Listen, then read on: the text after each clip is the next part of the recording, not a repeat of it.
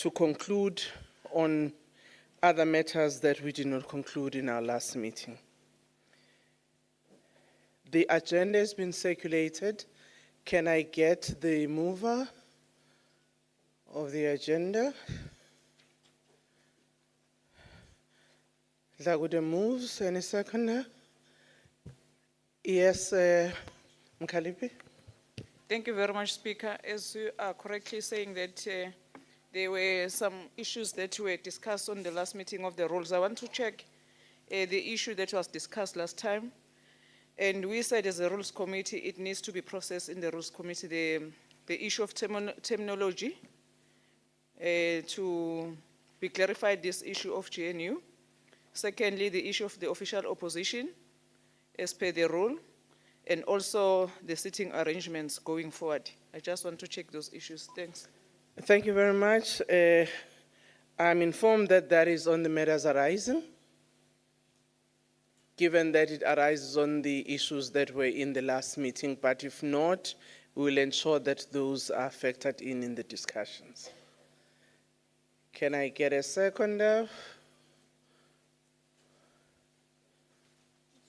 Seconder, thank you. Can we take apologies if there are any? We received, oh, okay, there's a hand there, ma'am.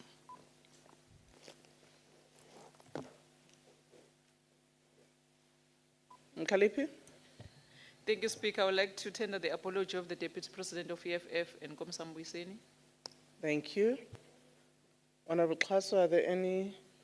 None from our side, Madam Speaker. There's a hand. Honorable member? Thank you, Speaker. Apology for the Chief Whip of the DA, Mr. Michalakis. Thank you. That's noted. Can we go through the minutes? Klaso? Madam Speaker, we have circulated the minutes. There is a hand right at the back. Yes, Honorable Member? Ashley South. Honorable Speaker, thank you very much. On the minutes, under the attendance, next to my name it says Bossa, and I'm actually a member of the Patriotic Alliance, PA. Thank you. That has to be corrected. Honorable Member? Speaker, will you just note that I was present, Essence Swart ACDP. I moved the acceptance of the draft agenda on the next page. Thank you. Thank you. That will be corrected. Honorable Member? Speaker, please can we note that I was also present. I'm a representative of BOSA. So while there's the incorrect name, BOSA was present. My name is Nobunto Webster. Thank you very much. Honorable Member? In the same vein, Madam Speaker, I was also present in the meeting. Thanks. Thank you. Any other corrections to the minutes? There doesn't seem to be any. Minutes have been circulated to all the members, and I trust that we have gone through the minutes. Can I get the mover of the minutes that they are the correct record of our last meeting? Honorable Matafa? Thank you, Chair. I move that the minutes be accepted as a true reflection of the last meeting with the amendments. Thank you. Thank you. Any seconder? Honorable Member? I second, Speaker. Thank you very much. Can we now deal with the matters arising from the minutes? Honorable Klaso? Thank you, Madam Speaker, and good afternoon, honorable members. I wish to start with matters that were deferred. We have compiled a report, which is on the screen. It says, report on matters subjected to further processing. This related to responses to executive statements, declarations of vote, and sequencing of motions. The Chief Whips Forum has since discussed these matters, and reached an agreement. So the time for responses to executive statements is now 69 minutes. Combined with the ministerial time, it will be 89 minutes. In terms of sequencing and opportunities for motions, previously we presented 24 opportunities. There were concerns. Those opportunities have since been revised to 30, and that is been agreed to by the WIPARI. Declarations of vote, the time for declarations of vote will be 46 minutes, and the other parties will get 2 minutes each. So those are the issues that were deferred, ma'am. I can go on to the other issues with your permission. Maybe let's deal with this. Honorable Member, there is a report on the matters that were deferred. Are we comfortable? It is indicated that this was discussed in the WIPARI, and this was agreed to. Thank you. Yes, Honorable Member? Thank you, Honorable Chairperson. First of all, I want to apologize because I'm new here. Can you please use the mic?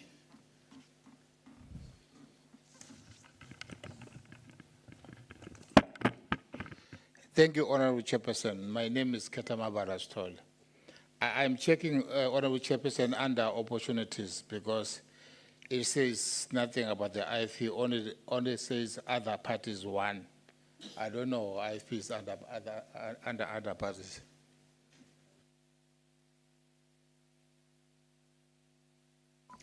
Madam Speaker, the matter was discussed in the last meeting. When you apply the formula, in this instance, I guess the honorable member is referring to the sequencing of motions. In this instance, the IFP would have fallen under other parties when you do the formula and the calculation. The last meeting dealt extensively with the formula, so I'll be guided by this meeting if we need to revisit that. But the matter was discussed. Honorable Machozi was here and was referred to the Chief Whips Forum. She was also present in the Chief Whips Forum, and this is the outcome of the process.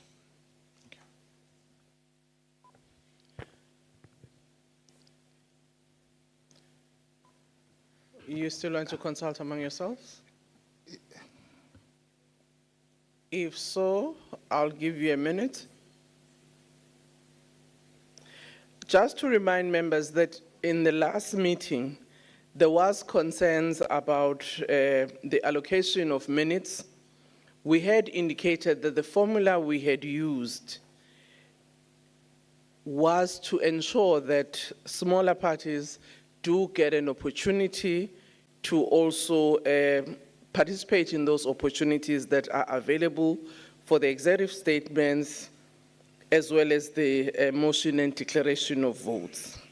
And in that discussion, we did indicate that if we were to apply strictly the formula, it would have actually disadvantaged smaller parties.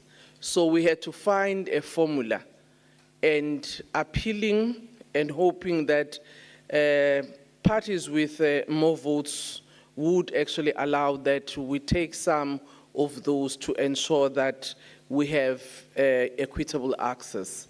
And this is how we ended up with the grouping and the formula as presented. So, as indicated by the Secretary of the National Assembly, there was extensive discussion on this matter, and we reflected on it and asked the WIPARI to also look into it. And at the end, there was consensus in the WIPARI, which is the recommendation that is made in this meeting. So we are tabling a report back on how that matter was concluded. Job, can we move? You want to come back? Bengicela Honorable Chairperson ukuthi mhlambe si-refer sibuye siyoyixoxa. Honorable Hlakuthe. Thank you very much, Honorable Speaker. I think as the ANC, we were happy to donate our minutes. And in those two meetings, meaning the Rules Committee meeting and the Chief Whips Forum, we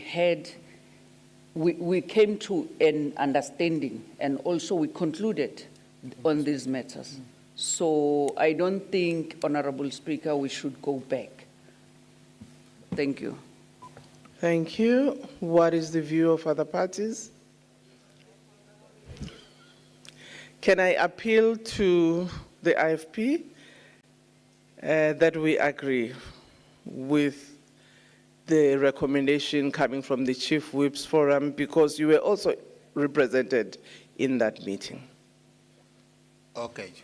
Thank you very much for your understanding, sir. Can we move on another matter? Madam Speaker, we presented on opportunities to ask questions. There were concerns raised by the EFF. They had a single opportunity to ask a question. We were then asked to review the matter. We have revised that without disadvantaging any party. The document is titled Revised Sequence for Questions for the 7th Parliament.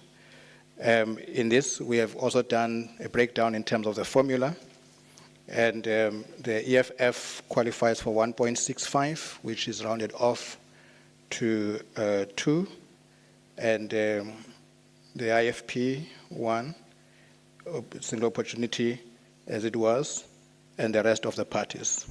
As members will notice, the ANC and the DA should have been entitled to, ANC should have been entitled to 7, DA should have been entitled to 4, but they have donated some of those fractions to the other parties so that the other parties could have opportunities to ask questions.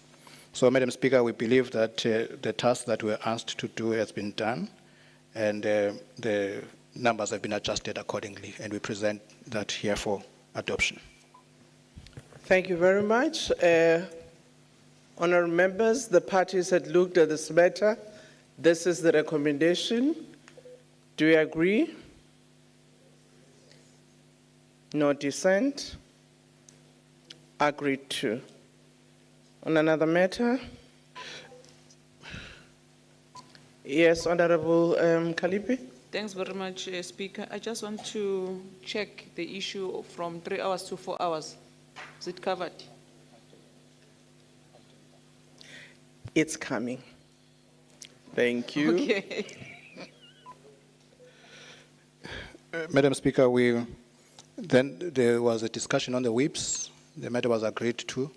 And the point that we just want to put for the record is that the whip for the programming whip would not be in the whippery allocation for the largest party, but the programming whip and the chief whip and the deputy chief whip are excluded from that allocation. So when the allocation is done for whippery. So we just wanted to put that for the record, which we omitted to mention the issue of the programming whip. Otherwise, the whippery was agreed to by the honourable members, and we have asked parties to submit names so that Speaker can approve the whippery, but that needs to be approved by the Speaker. Parties submit the names, the Speaker signs off. Thank you. Thank you. Honourable Mentor. Yeah, Siyabulela Speaker. No, I just want clarity. When you are saying it is in the exclusion of a chief whip, programming whip, I understand. You mean all chief whips are excluded to the allocation of each party in terms of the whippery, or is only for the majority, for the lack of a better word, whip, chief whip? I don't need clarity there. Madam Speaker, it has always been for the largest party, because the chief whip of the majority party or the largest party is covered in the Remuneration of Office Bearers Act and the deputy chief whip. Thanks, ma'am. As clarity given. Honourable Trollip. Thank you, Madam Speaker. Just with regard to the revised sequence for questioning in the 7th Parliament, there are groups. There are 3 groupings for the minority parties. We decided that they would rotate and we just need to make provision for that. Paso, can you please Thank you, indicate? Madam Speaker, and thanks to Honorable Trollip. Honorable members will recall that last time we presented 4 groups. With the revision, it now gives us 3 groups, which we think is better than 4 groups. Of course, there will be rotation in terms of opportunities. Thank you so much. Thank you. Is there any other matter that you need to report to? Madam Speaker, matters were referred to the Review of Rules Subcommittee. Those relate to issues of Chief Whip of the Opposition, Leader of Opposition, Chief Whip of Majority Party, the issue of time for questions, a proposal to move from 3 hours to 4 hours. The subcommittee has not met yet. We have asked for the names from parties. I'll check with the team if we got the names. But part of what ought to happen today is that the chair of the subcommittee needs to be announced. And I do know that the Chief Whip has a proposal on the chair of the subcommittee so that the subcommittee can get going. We believe that the matters that are before the subcommittee are urgent, and for that reason we would like to, with the permission of the person who will be appointed chair, to have a meeting next week so that even though the committee was given a month, we hope that it can conclude some of the tasks within a week or 2, because we are ready with recommendations as the administration. Thank you, Chair. Thank you. Honourable members, as Mr. Klaus has just indicated, that on those matters that one of them you raised, Honourable Mkalipi, around the extension of time from 3 to 4 hours, they are not yet concluded. The review committee hasn't met. And the suggestion is that today we set up that committee. Names were asked from parties of those who will serve in the committee so that the committee can meet as soon as possible to deliberate on that matter. And the matter Kambomvu, which he raised last week, and finding time, he will always remind us that that matter is not concluded yet. So we do need to deal with it as soon as is possible. We appreciate that maybe some of them may not be concluded, but there are those that are urgent that I think we need to close on as soon as possible. That's why our proposal is that that committee must meet soonest. I understand from Mr. Klaso that Chief Whip, you have a proposal of the chair?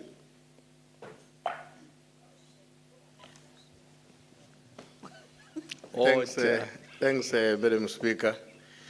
Yes, I wanted to make a suggestion to the meeting that we assign Honorable Dlakude to be the chair of the subcommittee on rules. And the reason why I'm advancing that proposal, and I hope that it can be accepted by the meeting, is because given the amount of work that we are required to do, I think it's only appropriate that we assign a member that has had an advantage in the past administration to carry that responsibility. And I was informed that she has been the chair of that committee. And so I thought one issue to propose that the committee should endorse her to take that responsibility again. Thank you. Thank you very much. There is a proposal tabled. What is the proposal of other members?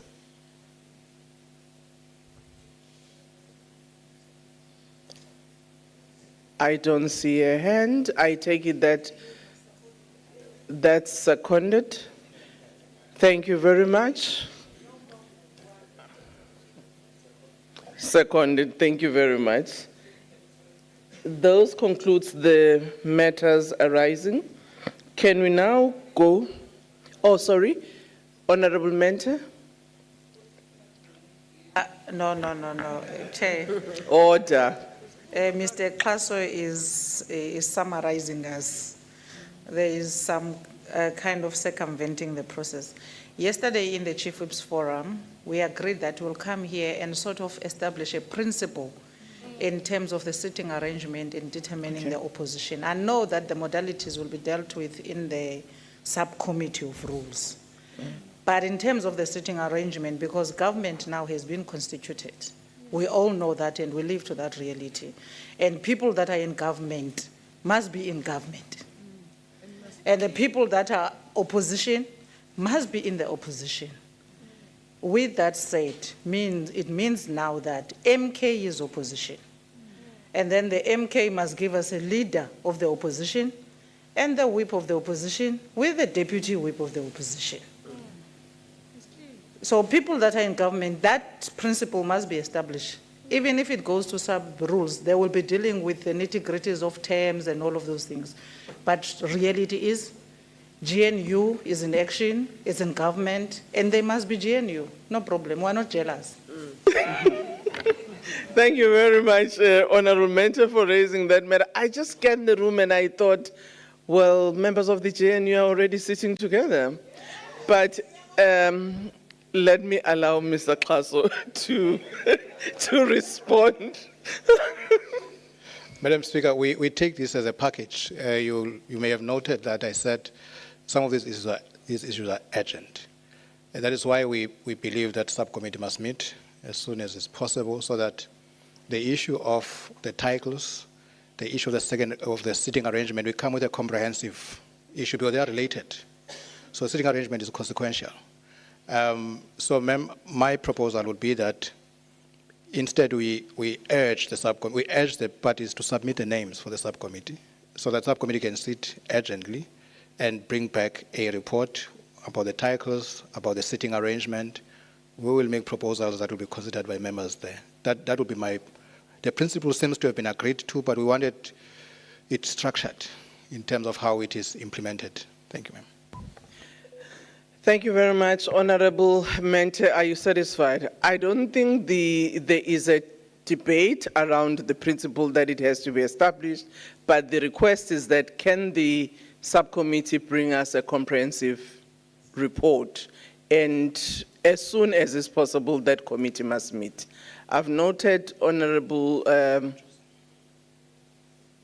Mkalipi, Honorable Ngubane, and Honorable Majosi in that order. Oh, sorry. No, it's fine. Me and Mkalipi were one person. So Okay. I like the way you put it, that already the GNU is sitting together. Now, I want to make a proposal. Given that we have already adopted the motion on who is the chair of the subcommittee, can we then excuse the subcommittee from the training tomorrow to start its work? Because I'm imagining a situation of Tuesday, because Tuesday we must have a plenary. And in that plenary, we cannot have the DA say standing up as an opposition party opposing itself. Okay. You must live to that reality because the DA is going to stand up opposing itself. So by Tuesday, we can make an exception that Tuesday morning, because the sitting is in the afternoon, then Tuesday morning we meet, maybe 11 or 12, and the subcommittee brings us a report which deals with all of that so that we resolve. And going to the House, we don't go with government opposing itself. I've noted the principle, Honorable Mbomvu. This thing doesn't switch off. Thank you, Chair. I wanted to respond that MK has already submitted the names to sit on the subcommittee on the rules. So, and yeah, that's all what I wanted to contribute to. Okay, thank you. Honorable Machozi. Thank you, Honorable Speaker. No, I wanted to respond also on the three members that were supposed to be, the three members that are supposed to sit in the sub-rules, and we have concluded today, and I think maybe they will be receiving a report in the next 10 minutes that will say that which parties will be representing for the three members that were given to other parties. Thanks. Okay. No, thank you very much. Honorable Ntlangwini, are you covered by Honorable Mentor? Okay. No, thank you very much. If there is no other hand, we do agree that the matters are urgent. They would need to be addressed quickly. Instead of saying maybe members of the subcommittee must not be part of the training tomorrow, rather let's ask them to find time, because there may be members who are in that committee who are new, who would benefit from the training. So they can either meet after the training or whatever, but I think there is an appreciation of the agency in resolving this matter. And the proposal of Tuesday, we're going to look at it and then come back to members to say, when are we going to have the Rules Committee? So the agency about when these matters must really be dealt with is appreciated. Thank you very much. Can we now move to item 5, which is the configuration of National Assembly committees? Thank you, Madam Speaker. We have circulated a presentation which deals with portfolio committees, standing committees, and what we recommend to be their configuration. We just want to register what the rule says. So we will summarize sub 3 of the document. The document is titled Establishment of Structures. The rule says, Rule 225 states that the Speaker, acting with the concurrence of the Rules Committee, must establish a range of portfolio committees, assign a portfolio of government affairs to each committee, determine a name for each committee, and of course, the issue of the composition was dealt with last week, but we may visit it after this presentation. So 15 members were agreed to. Together with the portfolio committees, there are committees that are called standing committees, honorable members. Yeah, standing committees. You have the Standing Committee on Finance, Standing Committee on Appropriations, Standing Committee on Public Accounts, and Standing Committee on the Auditor General. And of course, you have the Powers and Privileges Committee. I remember explaining elsewhere, can't remember where, that they are called, or I think it was this morning, called standing committees because they are provided in terms of the law. Honorable members, with your permission, I don't wish to talk about the functions of portfolio committees at this point. Maybe get straight to the proposal, also in the interest of time. As honorable members will be aware, the cabinet has been set. There are 32 ministries that have been established in this instance, and therefore we are proposing that these 30 portfolio committees be established, and they're in line with the ministries that have been created. And what we are saying also towards the end is that in the 6th Parliament, we had 27 portfolio committees. The increase is occasioned by separation of agriculture from rural development and land reform, science and technology from higher education, as well as creation of electricity and energy, correctional services being separated from justice, and noting that electricity did not have a portfolio before, committee before, now it does have a portfolio committee.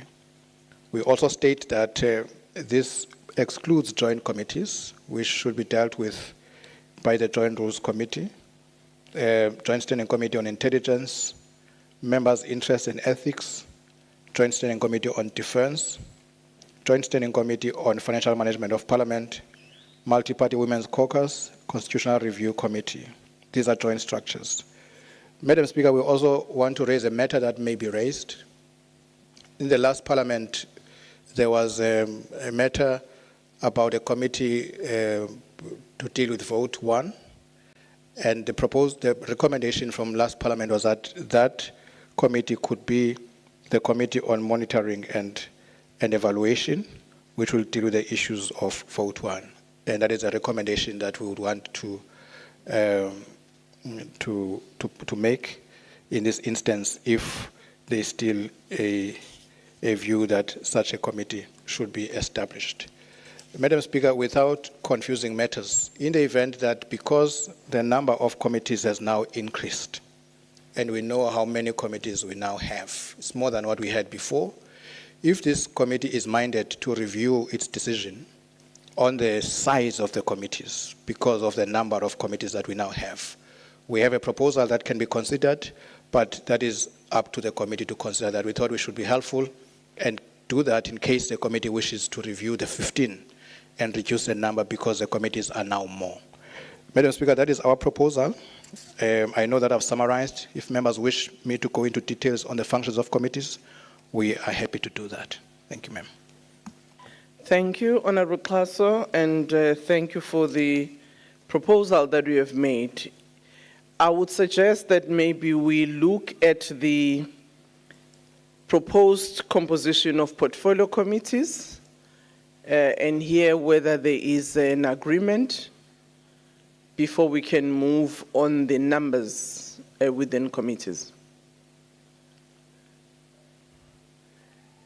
There is an explanation that has been given of the increase from 27 to 30, given the departments and ministries that have been split, but also the other matter raised within that context is that the Portfolio Committee on Planning, Monitoring and Evaluation will now include the oversight of the vote on the presidency, which is vote 1. Whereas before, there was no such Portfolio Committee that dealt with that vote. Honourable Member? I think our submission was based on what the Secretary is saying, to say already there is a monitoring and evaluation subcommittee, portfolio committee, that it would be overstretched looking into all the portfolio committees. Hence, this proposal was that there should be a committee specifically to deal with the issues of the President. That was our recommendation, not necessarily to recycle that one and extend its functions to also look into the issues of the President. Thank you. Honourable Swart. No, Chair, I also want to support the recommendation of a specific portfolio committee on the presidency. This was raised in the previous Parliament. There was a study tour done, and it was also a recommendation of the State Capture Commission. And it's important that the DG of the presidency accounts to a specific portfolio committee on its budget. There are many, many commissions that the presidency also appoints, and they say they're not accountable to Parliament. So I think this is something we really need to appreciate and consider. So we would support that as well. Thank you. Thank you. Honourable Mhlangwini. Thank you very much, Speaker. I think we really need to look into the portfolio committee of establishing that portfolio committee of the presidency, because its budget just get bloated and it just adds and adds entities to his office. And if we're not going to have effective oversight in terms of that portfolio, we may never know or trace all of the entities that are reporting to him. So he can just take all of the state-owned entities and those budgets are going to him and there's no effective oversight performed over those entities. So we need to, the DG of the President must come and account to Parliament. There must be some form of accountability on the presidency. Thank you, Speaker. Thank you. Honourable Mulder. Yes, thank you, Chairperson. Colleagues will know that this issue has been discussed in Parliament since 1994. It's nothing new. But as we move into a new dispensation to a certain extent with where we are at the moment, I think it's important that we explore the principle and see if it's not possible. I've been privileged to be on that study tour to other parliaments and to see how they do oversight. And I think we should look at the principle and see if it's not possible to make provision for that while we're moving forward now. I would support that. Honourable Mtuli. No, thanks, Madam Speaker. And it's quite helpful that honourable members are making reference to their own past experiences. Quite frankly, I have no strong objection to that idea, but I would have thought that the best way for us to take a decision of that nature would be that the members with an experience, as they are making reference to it briefly, will also explain for us to understand what were the limitations of having the presidents accounting through the existing mechanism of the Department of Monitoring and Evaluation. I will tell you why I'm saying that. There is one DG in the presidents. The ministers that are in the presidents do not have they would have a Minister of Monitoring and Evaluation, but does not have a separate DG from the DG in the presidents. Now, my own view is that I know we may want to politicize this, which is not necessarily important. I think when we want to take a decision to create an additional portfolio committee, we have to really find a way to engage each other in a manner that clarifies our understanding about the limitations we want to overcome. No, not that there are many things happening there and people run away with accountability. All of us here must be committed to ensure that those who are in the executive are accountable, including the president. But when we take a decision, I think it's in the best interest of this committee that we be favored with a bit of details about what were the constraints with the current existing mechanism. But as a matter of principle, I don't think as the African National Congress we would be having a problem if ultimately the committee feels that there must be a creation of an additional committee to look at the issues around the presidents. In fact, I made reference to the Minister of Monitoring and Evaluation. There's another minister in the presidents as well. So yeah, but I think we need to, my suggestion is that if we can get more clarity around the past constraints and limitations that we want to overcome. Thank you. Thank you, Honorable Trollip. Then Honorable Shirley, an honorable member there. Oh, Mente and honorable member of the MK party. Let me. Honorable Nchingila. Nchingila. Thank you very much. Honorable Trollip, if you can come through. Thank you, Speaker. To the Chief Whip, I don't have any personal experience of constraints with monitoring and evaluation, being a portfolio committee and not being able to oversee the presidency. But when I hear Honourable Mulder say that this has been discussed from 1994, and I remember that in 2009 as the leader of the opposition, when I called for a portfolio committee to oversee the presidency, and it was battered away. So 1994 to 2009, and now incrementally, slow poison, we get one for monitoring and evaluation, but no mention of the presidency. It's that experience that makes us skeptical of whether your commitment to say, no, we're happy to have it overseen, but we're not happy to call it what it is. It's to oversee a presidency that can grow like Topsy, and we've seen it grow like Topsy. So that is the experience, reinforced by 30 years of experience, and we still don't have a committee to oversee the presidency. Thank you. Honorable Vessels. Thank you, Honourable Speaker.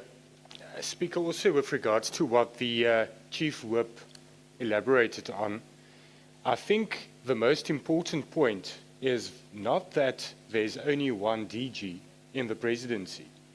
It is that the DG of the presidency is the accounting officer, and that it's actually good practice that there's one accounting officer that reports to a portfolio committee.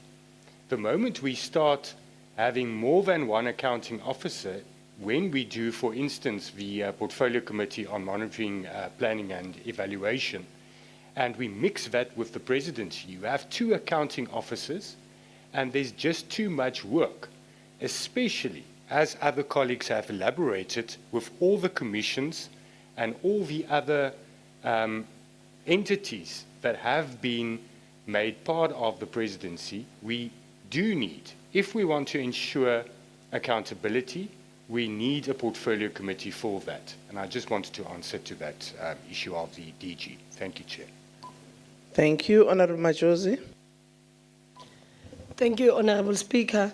Mine would be maybe we keep the responsibilities under monitoring and evaluation, and then take this matter maybe to subcommittee once it is established, and then we then can report back to this committee to say maybe these are the likelihoods that we can establish and see a way forward in terms of that. Thanks.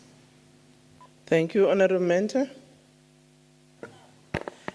Speaker, I think there's one speaker, I think it's Honorable Trollip, that kind of cleared what were the dynamics of the previous parliament in terms of getting accountability from the presidency. And with the limited time of the Committee of Monitoring and Evaluation, I'm going to tap into the upcoming item, which is the committees themselves and its confirmation. The monitoring and evaluation, firstly, it was meeting once a week. With the scope of work increasing in the presidency. Now, here was the dilemma. I was a member of SCOPA. The Minister of Presidency, it would be hard to get a minister in the presidency to come as an executive accounting person with the DG of presidency to come to monitoring and evaluation, as well as standing committees that they must go to account on the issues of the monitoring and evaluation only. Now, there is a need for the presidency. However, for this current moment, there is one DG. When the president was taking all those functions into his office, he knew there was one DG. Therefore, we are not going to be accountable for the incompetency or whatever that happened there. That one DG must account for all the functions that are in the presidency. And if they have to go to 2 committees, so be it, until such time that they realize they need an additional DG for additional functions, if they want to split it. But we want a vote 1 committee where vote 1 is going to be scrutinized and all the other entities. Now, there was, during the announcement of cabinet, when the SOEs were being removed, there was a mention that some of the SOEs will go to the presidency until something happens about them. We haven't been told if Transnet has gone to transport. We haven't been told if Denel has gone to energy or whatever. The only thing we're told was electricity has gone to energy. So there are entities that have moved to the president. Those entities' budget must be accounted for. They are not going to be accounted for if we don't have that committee. And we must agree. If we agree that that committee goes to monitoring and evaluation for the time being, until we deal with all the modalities in terms of what are the functions, when can we get the second DG. But one thing we must agree on, we're not going to only deal with monitoring and evaluation, those useless things of how provinces are functioning and whatnot. We want to know what's happening in the office of the president. Hence, there's so many deputy ministers that are appointed to look after those functions. Thank you. Thank you, Makubela. Thank you, Speaker. My proposal is that the presidency continues to report within the MNE, and for now we do not establish a committee for vote 1, but then we put up a subcommittee or an ad hoc committee that will look into the modalities of how best we can be able to ensure that the DG and the ministers within the presidency will be able to come and account to a committee that would be formed to take care of budget vote 1.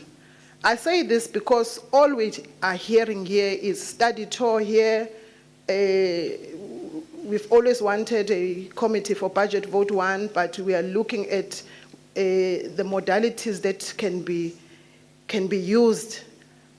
At this rules meeting, we can't be conclusive.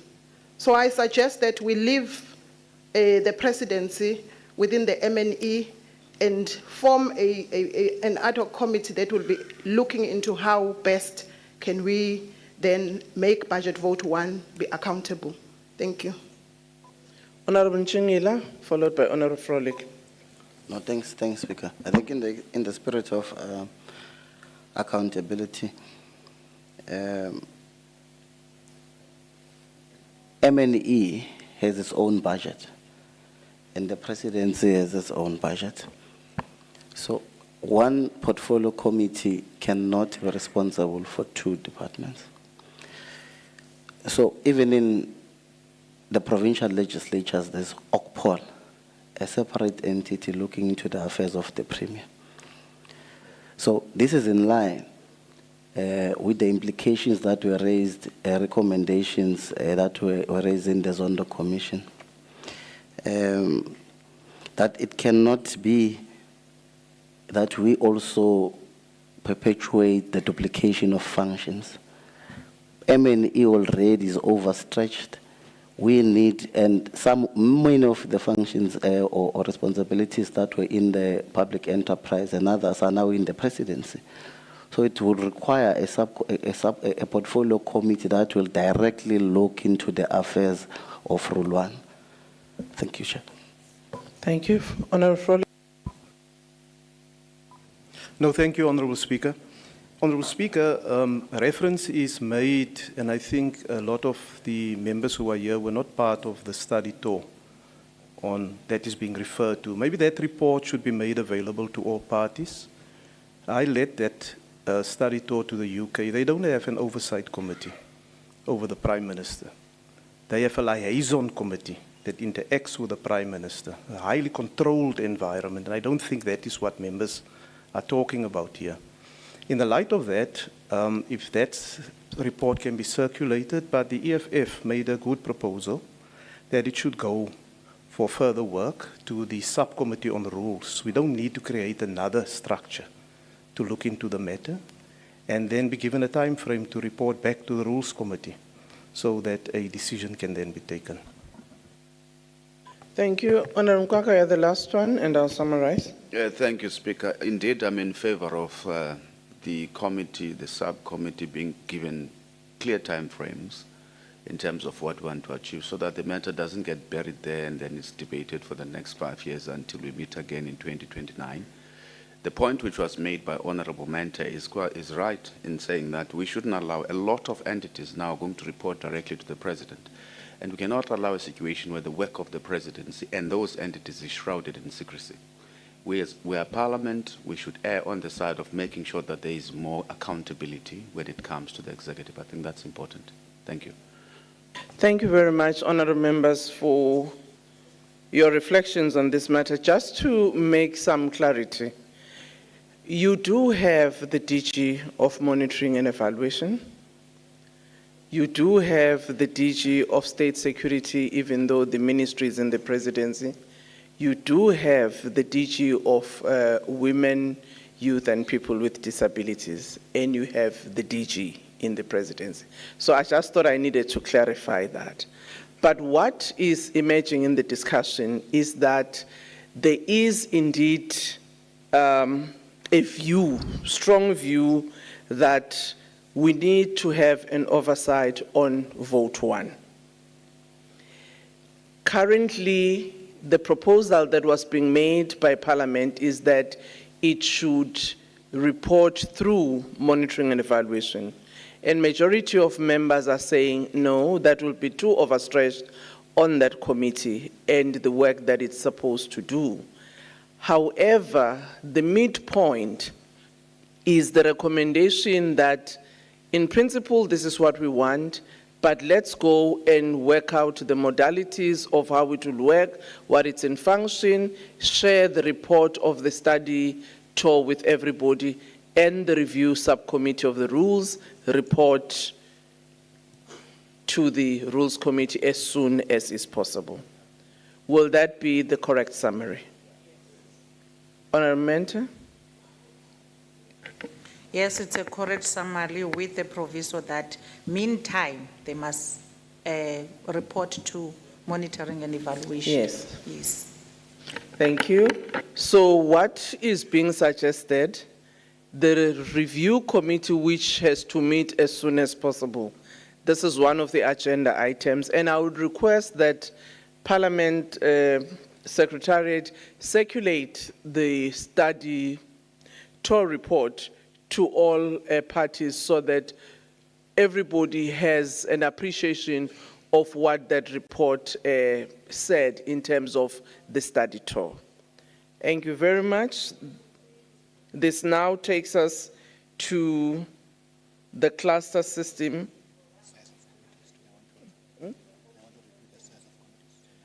Oh, sorry. The one issue that was raised, there was a recommendation made by the Secretariat that we review the size of committees from 15 to 13. So I want to hear your reflections on that. Honourable Majosi. Thank you, Honourable Speaker. I think here we have been provided with two options.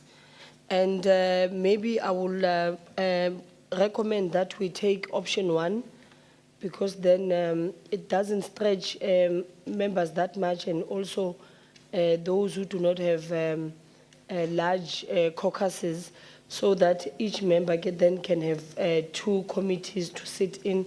So I would propose that maybe we take option one of 11 members. Honourable Mentor, Honourable Vessels, and Honourable Chief Whip, and Honourable Ghana.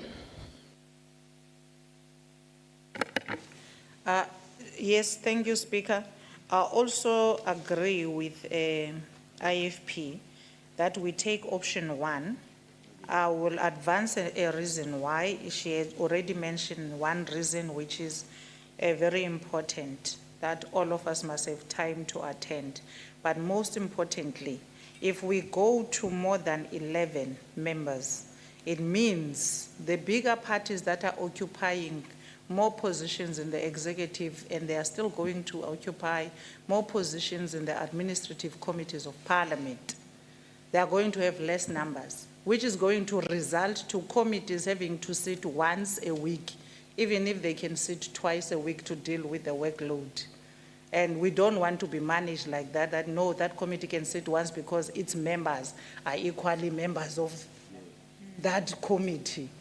We need accountability this 7th Parliament. Yes, sure. Thank you, Honourable Vessels.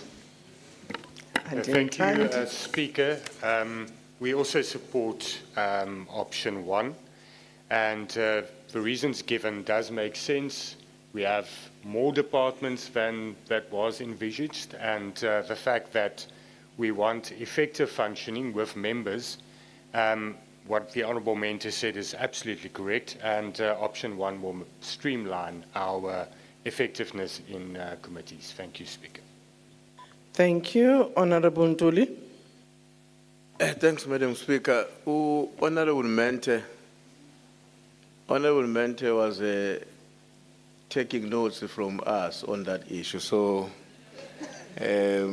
we are in full support of the option one. Let's take the option one. Thank you. Thank you, Honourable Ghana and Honourable Nkwankwa. Thanks very much, Madam Speaker. So I've been trying to deal with the implications of either of the options, especially as it relates to other parties.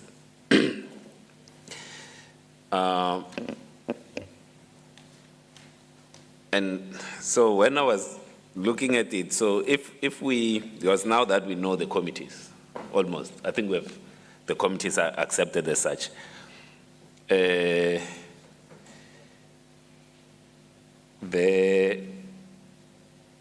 two, I would have hoped that it's 3, and I don't know where we get the third one.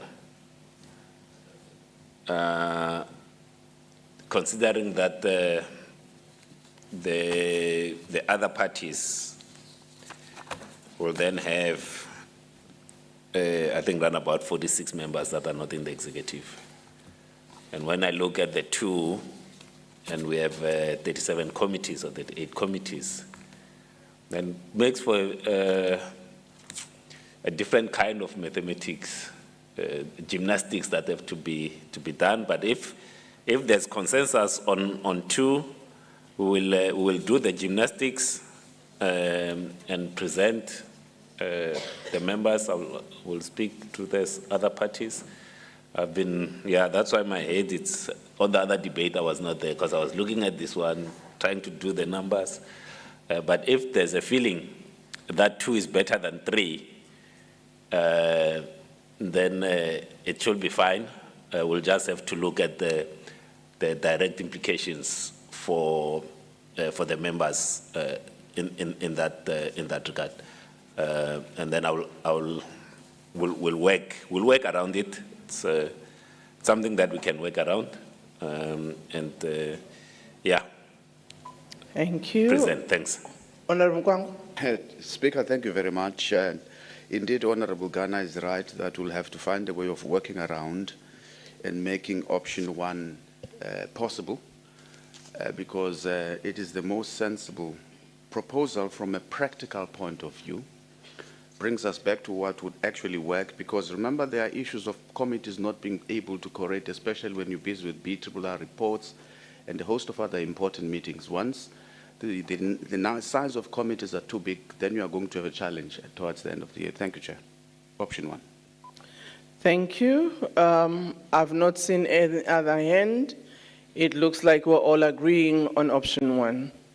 Agreed. Thank you. We now move to the cluster system of governance portfolio for oral question. Cluster? Madam Speaker, we have circulated a document for consideration by honorable members. If honorable member... Sorry, there's an intervention, Honorable Ghana. Thanks, Chair. This is I want to table a formal request before we move to the clustering.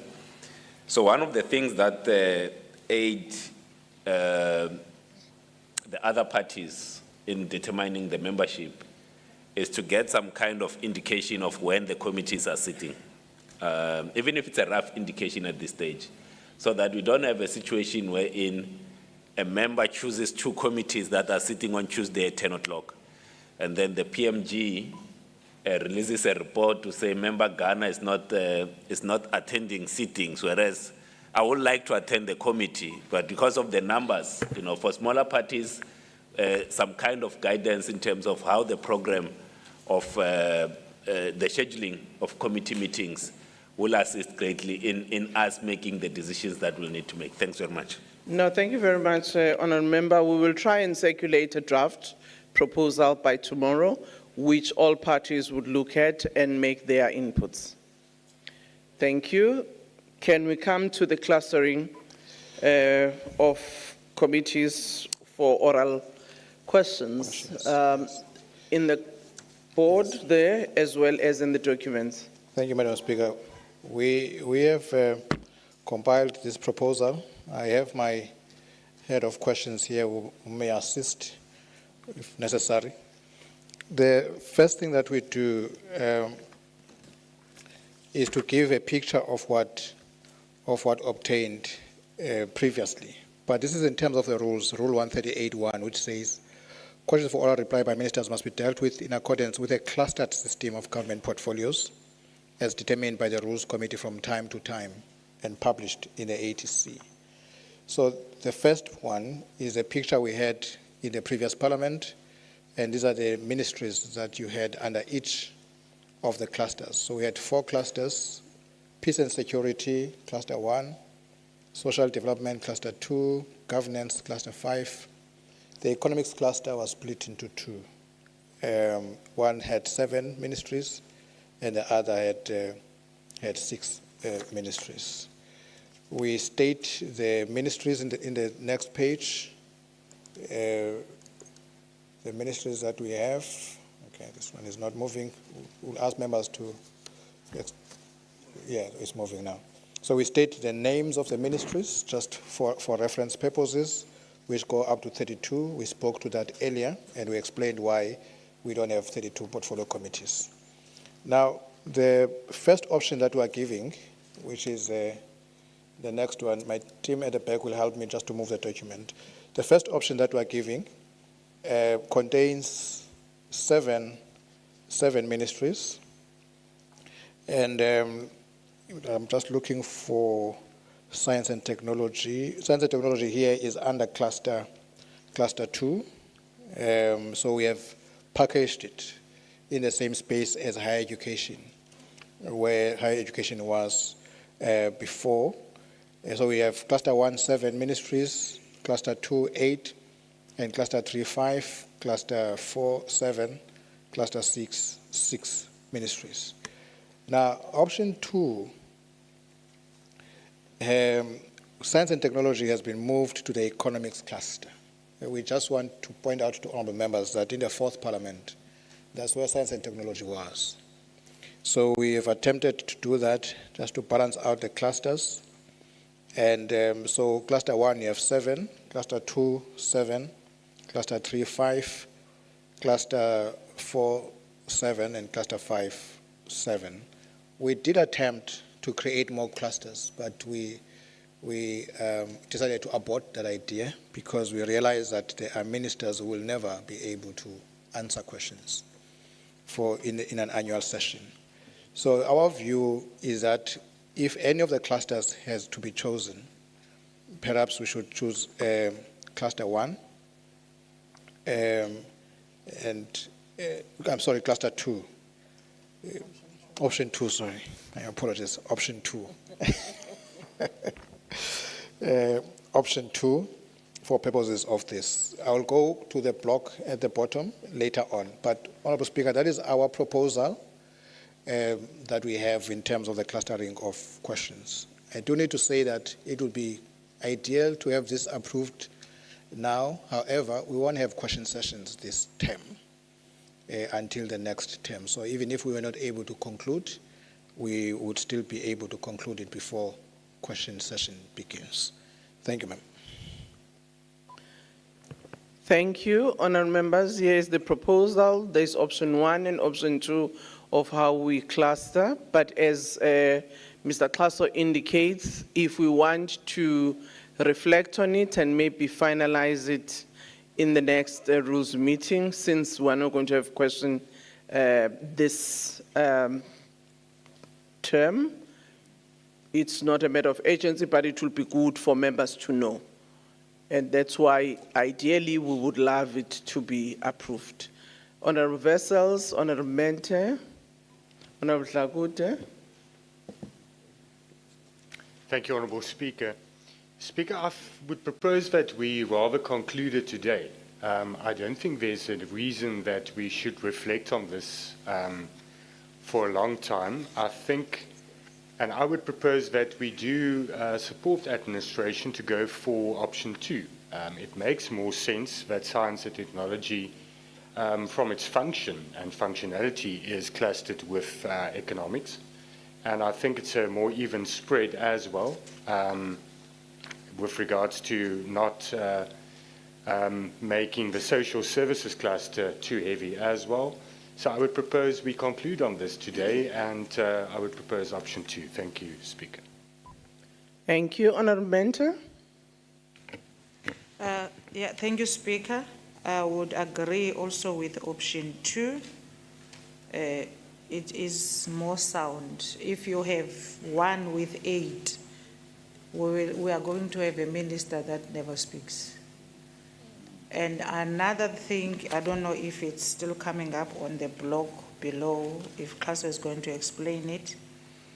My other proposal is that even though it's 777, we may find that 5 ministers will speak and then the others will not. And this is the experience of the past 10 years, that Parliament now must formulate a guide for parties I understand that parties all ask questions right across, but sometimes they lean towards one or two ministries, then the others like that. But when the question paper comes, you are going to find one minister appearing 5 times, and one minister comes and never answer any question. There should be a guide, and there should be a standard practice or principle that we establish that all ministers must appear equally and they must answer equally. We must not have that unevenness we had in the past 10 years. It will help us to get productivity out of all ministers in each and every session for 7 departments. Thank you. Thank you. Honorable Dlakuta, followed by Honorable Trollip. Thank you very much, Honorable Speaker. I want to agree with the honorable members that we conclude on this because option 2 is really supported and is what we used to have. But on the issue of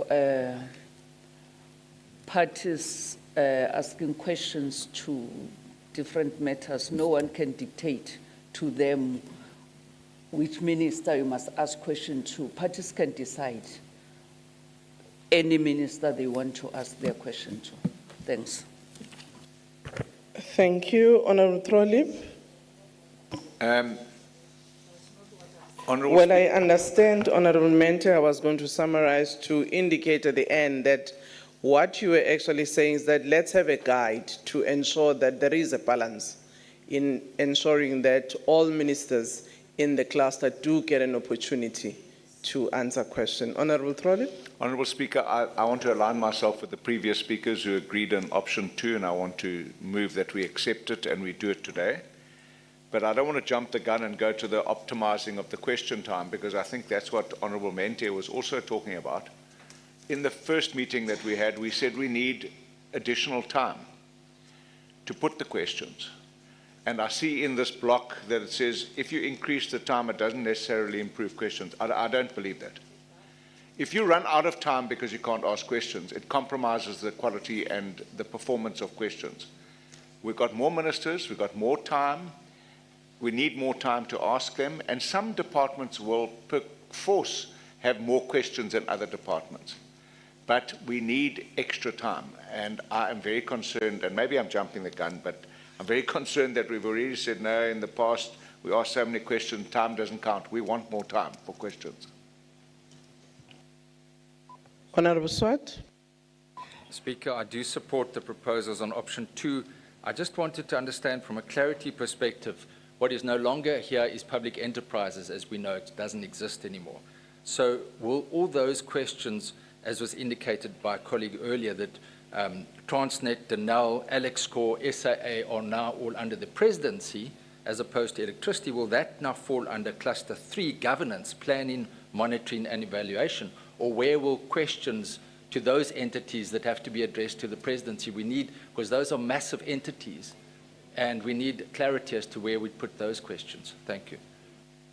Thank you, honorable members. All of us are agreed on option 2, and we're saying we finalize that.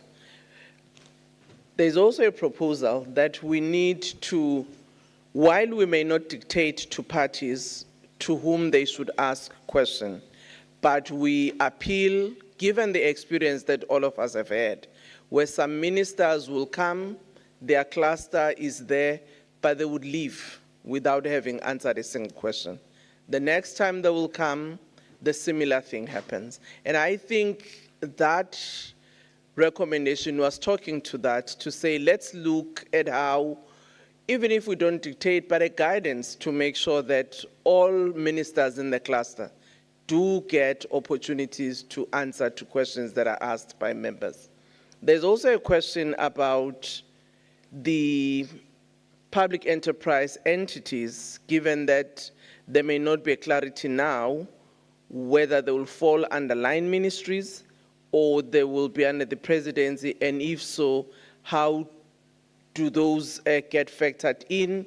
Will questions that come from there be under the governance cluster or not? Maybe, Klaus, you can come in. Madam Speaker, I just wanted to point out Rule 352 that once that cabinet has now been appointed, the executive is required to inform the Speaker, firstly, of the appointment, secondly, of the details of the powers and functions formally assigned or delegated to each at the time of appointment or subsequently, and the Speaker is required to table that without delay.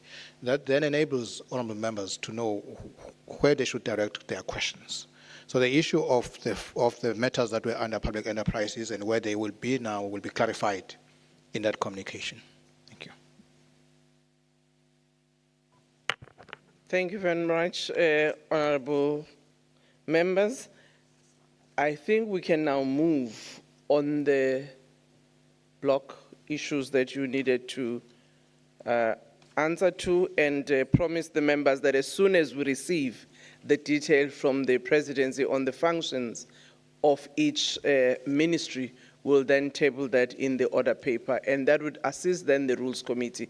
If there's a need for adjustment in the clustering, that will be done at the time. Madam Speaker, we're not proposing that we discuss that block. We're just showing our hand there in terms of what we would want to place before the committee.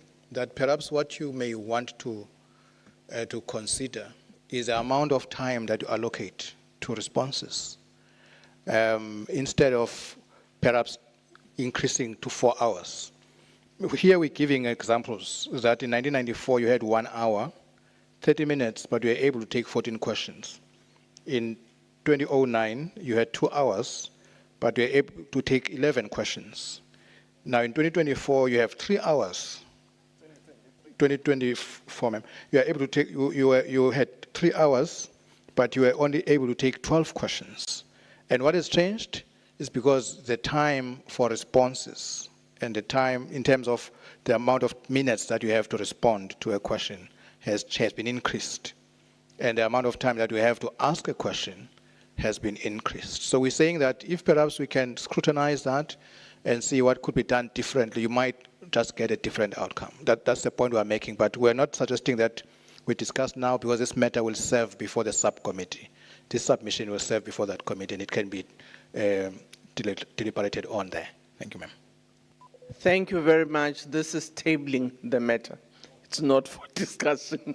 It's just to give a sense to those who have to deliberate on it to say what had been the experience so that as they reflect, given the discussions we had in the last Rules Committee, that we needed to have more time, that as members reflect on that, they can actually look at the past and how that can be has been dealt with, but also look at the current practice, and then we'll come with a determination. So it's just for tabling and making us to reflect, but the Rules Committee will then deal with it after it has been to the subcommittee.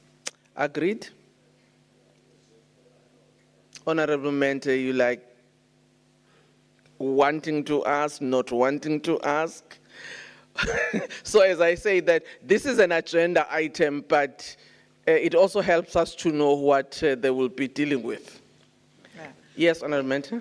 Yeah, yes, Speaker. No, my difficulty is I hear what is being explained and that we must make reference to the past experiences. And we seem to be losing focus of what was the purpose of the additional hour. The additional hour was to accommodate, firstly, all of us to be able to ask questions. Asking questions, there has been this conflating of issues when we deal with this matter. Asking a question as a member and asking a follow-up question. Asking a follow-up question, that's not your question. You are simply following up, and you have very limited time to do that. But to ask a question you want to ask and get an answer to that is something different. So this 1 hour was to accommodate that part. All of us will ask follow-up questions. There is no party here that will live without asking a follow-up question. But asking a question is important because that's now you express exactly what you wanted to ask. So the 1 hour was to make sure that all 18 parties can at least appear on the question paper, asking questions, If we then finish the 4 hours without getting to all parties, but they must be able to be elevated to a point where there's an accommodation of everyone in terms of asking the question, and then we'll take it off from there. I do hope that you'll be in that subcommittee, because really this argument is good for those people who have to deliberate on this meeting and come back to all of us and make us wiser. That being said, honorable members, this brings us to the end of this meeting. Thank you very much. Good night.